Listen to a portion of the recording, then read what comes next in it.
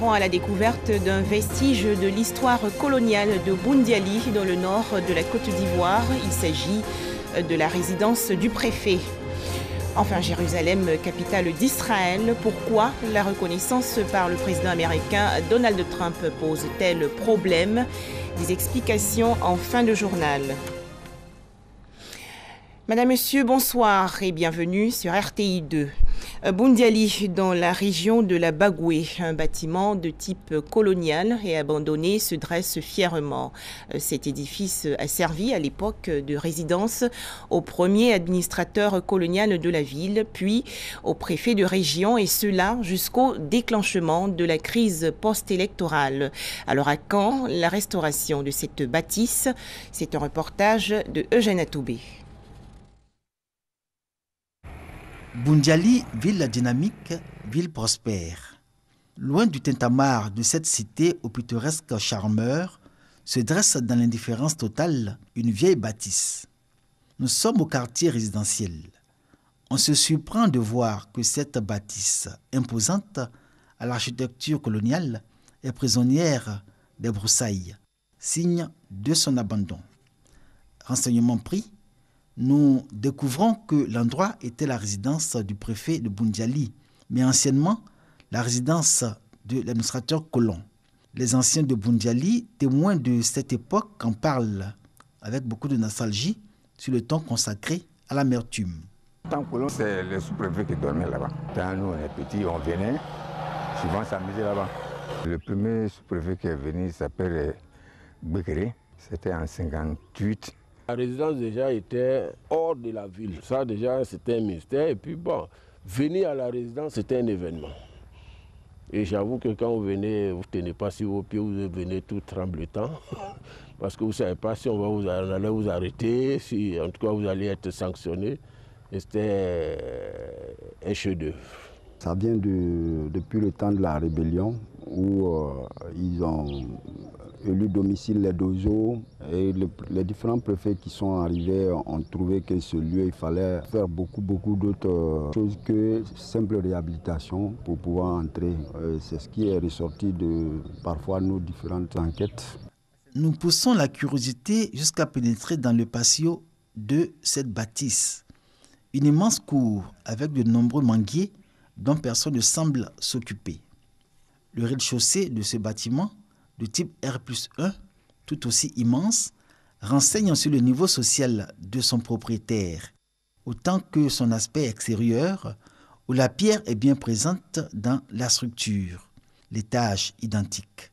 On y découvre des traces de travaux de réhabilitation, comme vu aussi au rez-de-chaussée, lesquels visiblement n'ont pu aller à leur terme. Après l'accord justement de Ouaga où l'administration devrait être déployée, le gouvernement de l'époque a justement attribué le marché à un entrepreneur qui a démarré les travaux, et malheureusement qui a été défaillant. La procédure de retrait et de réattribution, elle n'a pas pu être faite et le bâtiment est resté et est en train de tomber en ruine. Ce qu'on aurait pu résoudre hier avec moins de 100 millions, aujourd'hui nous nous trouvons à plus de 100 millions pour la réhabilitation. Et aujourd'hui, ils sont nombreux à Boundiali à s'interroger encore sur le sort de cet ouvrage qui porte en lui un pas important de l'histoire de cette localité. Le domicile du préfet, c'est une fierté pour tout Boundialika jadis, parce que tous les grands étrangers, du président de la République au ministre, c'est là-bas qu'on allait les croiser, c'était connu que c'est là-bas. Et cette maison, on est tous vraiment désolés de constater que c'est à l'abandon. Quoique abandonnée, l'ancienne résidence de l'administrateur colon de Boundiali trône toujours avec la même majesté. Les Boundialikas, des anciens aux plus jeunes, s'accordent pour dire que c'est le seul vestige colonial qui rattache encore les peuples Ténéoulés et Bateaux de Boundiali à leurs souvenirs du temps passé.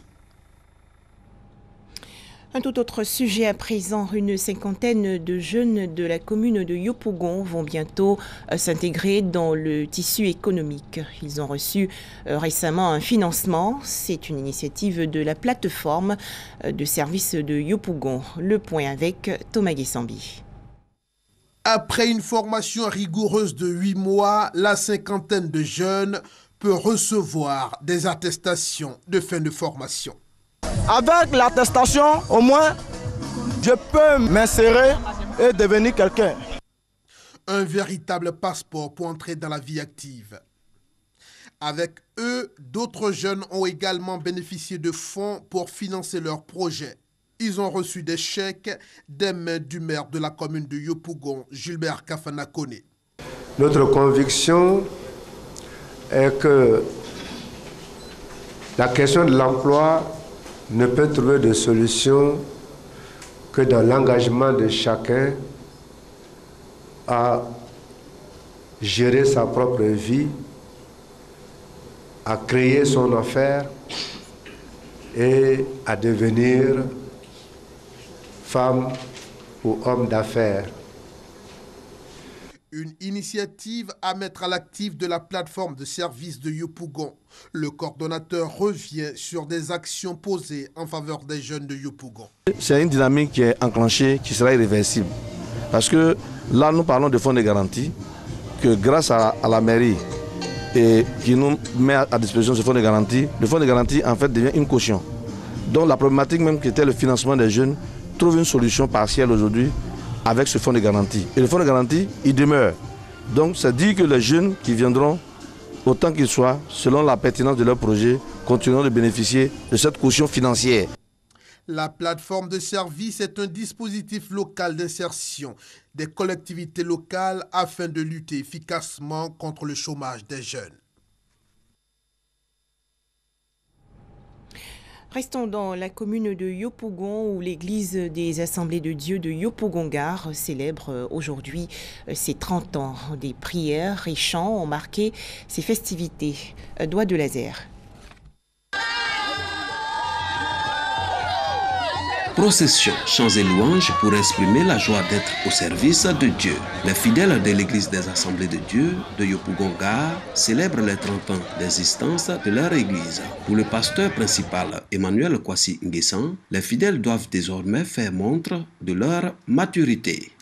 Que les fidèles se considèrent comme étant matures, qui ne doivent pas se laisser à tout vent de doctrine, mais d'être au contraire ceux ou celles qui enseignent pour amener à la compréhension, à la maturité, exprimer notre reconnaissance à Dieu et aussi exprimer notre fidélité à Dieu. Le représentant du parrain, Messamba Bamba, directeur général des cultes, invite les guides spirituels à prôner la paix dans leurs différentes communautés religieuses. Les hommes de Dieu qui sont, si vous voulez, la boussole morale de cette jungle sociale, n'est-ce pas, de continuer à œuvrer au renforcement de la cohésion sociale, la réconciliation nationale et la paix dans notre pays, toutes choses qui du reste sont indispensables, n'est-ce pas, au développement de notre pays, lequel développement est souhaité et voulu par chacun des fils et filles de la Côte d'Ivoire. En 30 ans de vie, l'église des Assemblées de Dieu de Yopougon-Gare célèbre également à ce jour sa 60e promotion. On vers la sanctification, désormais Jésus-Christ m'a racheté d'un grand prix et à partir de ce grand prix-là, je vais honorer mon Seigneur en vivant dans la sanctification et en évangélisant les gens à venir faire comme Christ. Plusieurs années de cela que je viens à l'église, mais cette année, j'ai pris l'engagement de me baptiser. Et puis aussi, avec tout ce qui se passe dans le monde, ce n'est pas facile. Mais je vais essayer d'avoir un autre comportement désormais vis-à-vis de mes amis, de mes parents et puis aussi de toute la communauté. Cap maintenant sur Boaké, dans la région de Béké. Cette ville célèbre le grand retour de son orchestre. En effet, l'OFI, l'orchestre de la fraternité ivoirienne, a fait une tournée dans les quartiers de la commune. Première étape, la zone industrielle. C'est un reportage de Hassan Khan et Kader Sogodego de RTI Boaké. Boaké, quartier zone, il est 20h. Le public vibre au son du zigouiti. Rythme musical développé par Feu Ernesto Djedje, artiste chanteur ivoirien.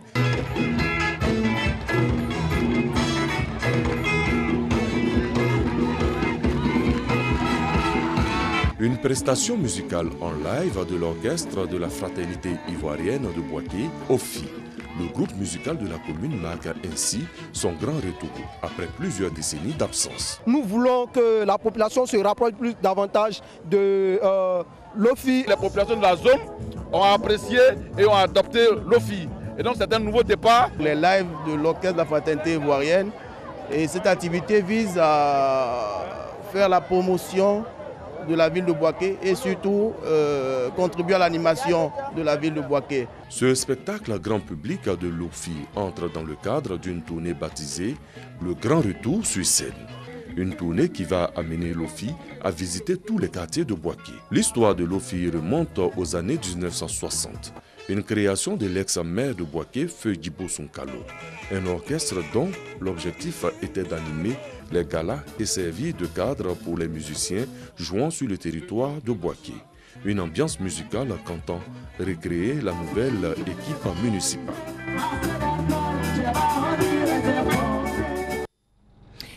La décision de Donald Trump de reconnaître Jérusalem comme capitale d'Israël sera-t-elle révoquée? Le Conseil de sécurité des Nations Unies examine en tout cas un projet de résolution visant à rejeter cette initiative américaine.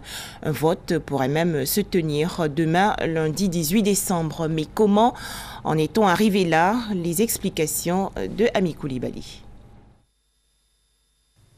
Quel est le contexte historique? Le plan de partage de l'ONU en 1947 prévoyait la partition de la Palestine en 3 entités, un État juif, un État arabe, Jérusalem, formant un corpus séparatum sous régime international spécial administré par les États-Unis. Ce plan a été accepté par les dirigeants sionistes, mais rejeté par les leaders arabes. Après le départ des Britanniques et à la première guerre israélo-arabe, l'État d'Israël est créé en 1948 et fait de Jérusalem-Ouest sa capitale, Jérusalem-Est étant alors sous contrôle de la Jordanie. Israël s'empare de Jérusalem-Est au cours de la guerre des 6 jours en 1967 et l'annexe. Une loi fondamentale entérine en 1980 le statut de Jérusalem comme capitale éternelle et indivisible d'Israël. L'autorité palestinienne, elle, revendique Jérusalem-Est comme la capitale d'un futur État palestinien indépendant. Que s'est-il passé le 6 décembre 2017? Le président américain a reconnu le 6 décembre dernier Jérusalem comme la capitale d'Israël et a annoncé avoir d'ores et déjà demandé au département d'État de commencer le transfert de l'ambassade américaine de Tel Aviv à Jérusalem. Il vient de tenir une promesse de campagne. En fait, Donald Trump ne fait que mettre en œuvre une décision votée par le Congrès américain en 1995 et systématiquement repoussée tous les 6 mois par ses prédécesseurs qui craignaient les conséquences de son application. Le président Trump avait promis ce déménagement durant sa campagne et souhaitait tenir parole. Quelle a été la réaction d'Israël, de la Palestine et de la communauté internationale? Les réactions des 2 principaux protagonistes n'ont pas tardé à fuser. Le premier ministre israélien Benjamin Netanyahou a salué comme un jour historique la reconnaissance par le président américain de Jérusalem comme capitale de l'État d'Israël. Déplorant la décision de Trump, le président de l'autorité palestinienne Mahmoud Abbas a quant à lui déclaré Jérusalem capitale éternelle de l'État de Palestine. 8 pays, dont l'Égypte, la France et le Royaume-Uni, avaient demandé une réunion d'urgence du Conseil de sécurité de l'ONU. Au cours de celle-ci, 14 pays, soit la totalité des membres du Conseil moins les États-Unis, ont condamné plus ou moins fermement la décision de Washington. Le Conseil a par ailleurs dénoncé une initiative non conforme aux résolutions de l'ONU. Quelles sont les conséquences d'une telle décision? Cette décision complique le rapprochement discret mais continu qu'Israël opère depuis plusieurs années avec les monarchies du Golfe contre leur rival régional commun, l'Iran. Les Palestiniens sont descendus dans la rue dans le nord de Bethléem pour protester contre cette décision. Le Hamas a appelé les Palestiniens à manifester dans le camp de réfugiés de Jabalia dans le nord de Gaza. Mohamed Abou Askar, un dirigeant du Hamas, a appelé les pays arabes et islamiques à entreprendre des actions en soutien à la ville de Quds, le nom donné par les musulmans à Jérusalem, et à faire face à toutes les tentatives de normalisation de relations avec Israël. Et après, Des leaders musulmans réunis lors du sommet de l'Organisation de la coopération islamique à Istanbul le 13 décembre dernier ont appelé le monde à reconnaître Jérusalem-Est comme capitale d'un État palestinien. Ils ont considéré que la décision de Trump de reconnaître Jérusalem comme capitale d'Israël était nulle et non avenue. Quant à Netanyahou, il dit ne pas être impressionné par les déclarations des leaders musulmans. Ils ont aussi affirmé que Washington, en décidant cette mesure allant à l'encontre des résolutions internationales, signe son retrait quant à son rôle de médiateur dans la quête d'un règlement de paix. Merci et très bon début de semaine à tous sur RTI2.